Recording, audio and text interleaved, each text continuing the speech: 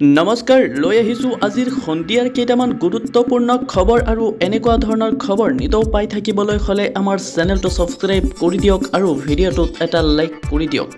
ৰাজ্যৰ কৃষকসকলৰ বাবে আহি গ'ল ভাল খবৰ। এইবাৰ ৰাজ্যৰ কৃষকসকলে ২,০০০ৰ সলনি পাব ৪,০০০কৈ টকা আৰু লগতে অৰুণোদয় আঁচনিৰ বাবে আহি গ'ল কিছুমান গুৰুত্বপূৰ্ণ খবৰ। মুখ্যমন্ত্ৰী হিমন্ত বিশ্ব শৰ্মাই জনাই দিছে যে কেতিয়াৰ পৰা আৰম্ভ হ'ব অৰুণোদয় 3.0 আঁচনিৰ আবেদন প্ৰক্ৰিয়া। আৰু এটা ভাল খবৰ আহি গ'ল, যদি আপুনি PM কিষাণৰ হিতাধিকাৰী হয় তেন্তে আপুনি হয়তো বছৰি ৬,০০০কৈ টকা পাই আছে, কিন্তু এতিয়াৰ পৰা বছৰি ৬,০০০ৰ সলনি আপোনালোকে পাব ১২,০০০লৈ টকা। বৃদ্ধি পাইছে PM কিষাণৰ টকা। আগৰ পৰা যিহেতু আপোনালোকে বছৰি ৬,০০০কৈ টকা পাই আছিলে, এতিয়াৰ পৰা লাভ কৰিব ৬,০০০ৰ সলনি ১২,০০০কৈ টকা। আগৰ পৰা বৃদ্ধি পাইছে PM কিষাণৰ টকা দুগুণকৈ।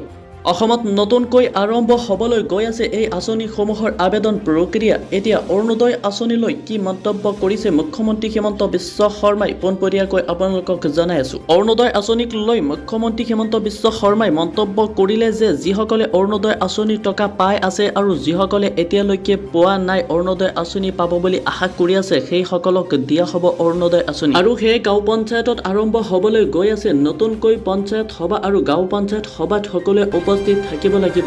যিসকলে ইতিমধ্যে অৰুণোদয় আঁচনিৰ টকা পাই আছে সেইসকলে সভাত উপস্থিত থাকিব লাগিব, আৰু যিসকলে এতিয়ালৈকে অৰুণোদয় আঁচনি পোৱা নাই সেইসকলে গাঁও পঞ্চায়তৰ সভাত গৈ পেলাই দৰখাস্ত দাখিল কৰিব লাগিব। আৰু নতুনকৈ আৰম্ভ হ'ব অৰুণোদয় 3.0 আঁচনিৰ আবেদন প্ৰক্ৰিয়া। আৰু অহা 10 ছেপ্টেম্বৰৰ পৰা নতুনকৈ 40 লাখ লোকক দিয়া হ'ব অৰুণোদয় আঁচনি। বৰ্তমান মুঠ 22 লাখ লোকে পাই আছে আৰু অহা 10 ছেপ্টেম্বৰৰ পৰা পাব 40 লাখ লোকে। আজিৰ সন্ধিয়াৰ শেষৰ খবৰটো হ'ল যে আপোনালোকৰ মোবাইল ফোনৰ কল যিকোনো সময়তে ৰেকৰ্ডিং হ'ব পাৰে আৰু কাৰোবাৰ পাৰ্মিশ্যন নোলোৱাকৈ আপোনালোকে বেলেগৰ কল ৰেকৰ্ডিং কৰিব নোৱাৰে।